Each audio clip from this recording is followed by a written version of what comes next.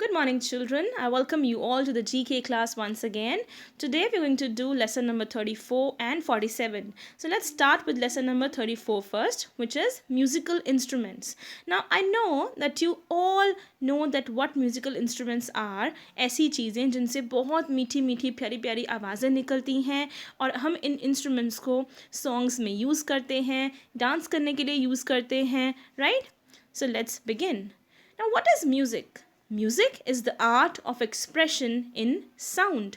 Music से हम करते क्या हैं? एक्सप्रेस करते हैं. एक्सप्रेस मीन्स कुछ बताना, कुछ जताना.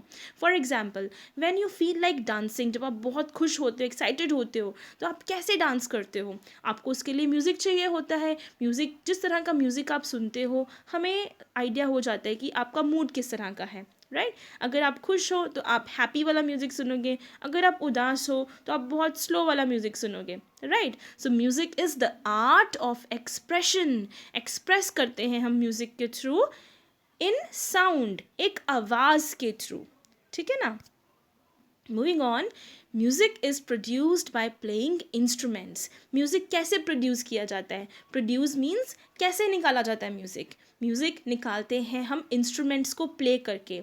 इंस्ट्रूमेंट्स को बजाने को हम इंग्लिश में कहते हैं play the instruments, right? So music is produced, music को निकाला जाता है किस तरह से? इंस्ट्रूमेंट्स को प्ले करके, इंस्ट्रूमेंट्स को बजा के, राइट?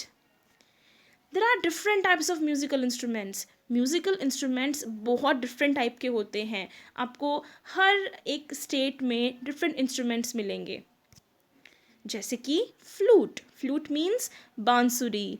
डू यू नो कौन से भगवान, कौन से लॉर्ड, कौन से गॉड फ्लूट बजाना बहुत पसंद करते हैं?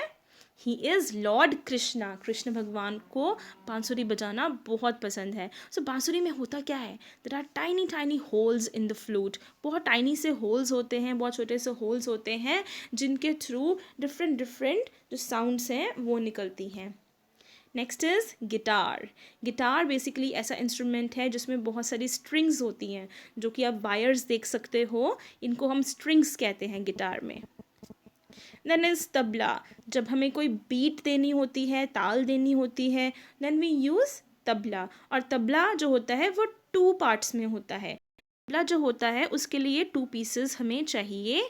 एक तबला बड़ा होता है और एक तबला थोड़ा सा छोटा होता है साइज़ में, लेकिन इन दोनों का होना बहुत ही ज़रूरी है. अकेले एक पीस से हम तबला नहीं बजा सकते. नेक्स्ट इज़ शहनाई. शहनाई आपने देखी होगी हिंदी मूवीज़ में, दैट शादियों में बहुत बजाई जाती है शहनाई. Next is trumpet. Trumpet and another one is saxophone. Trumpet और सेक्सोफोन जो होते हैं नॉर्मली आपको मैरिजेस में देखने को मिलेंगे. जब कोई पार्टी होती है, मैरिज पार्टी, उसमें बजाए जाते हैं दोनों इंस्ट्रूमेंट्स. देखने में ज़्यादा डिफरेंस नहीं है इन दोनों में, but you can spot a very small difference. That is trumpet जो होता है वो काफ़ी स्ट्रेट होता है. इफ़ यू कैन सी, एक स्ट्रेट सी फॉर्म का होता है. बट सेक्सोफोन आप ऊपर से देखो, राइट साइड से जस्ट हैव अ लुक, थोड़ा सा मुड़ा हुआ होता है, राइट? तो this is the difference through which you can locate कि सेक्सोफोन कौन सा है एंड ट्रम्पेट कौन सा है. That is harmonium. हारमोनियम जो होता है it is more like a piano और अ केसियो. जैसे पियानो में कीज़ होती हैं वैसे ही हारमोनियम में भी कीज़ होती हैं. इसमें आप सारे गामा पाधा नीसा ये भी प्ले कर सकते हो. एंड देन इज़ ढोलक. आपने ज़रूर देखा होगा ड्यूरिंग द मैरिजेज ऑल्सो, जब लेडी संगीत होता है, जब घर में फंक्शन होता है तो ढोलक बजाई जाती है. Okay, so these were the instruments in your chapter. Now moving on to lesson number 47, which is about reasoning ability.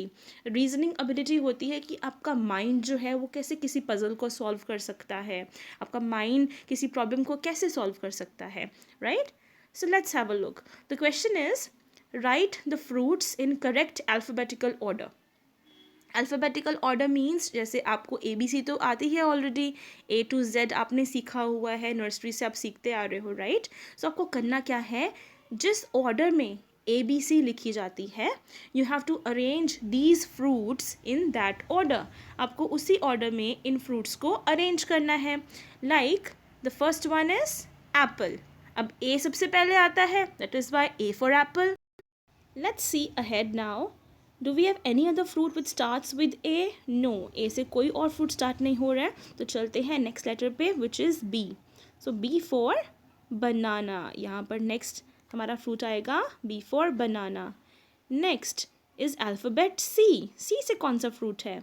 We have grapes, pineapple, mango, cherry. Yes, C for cherry.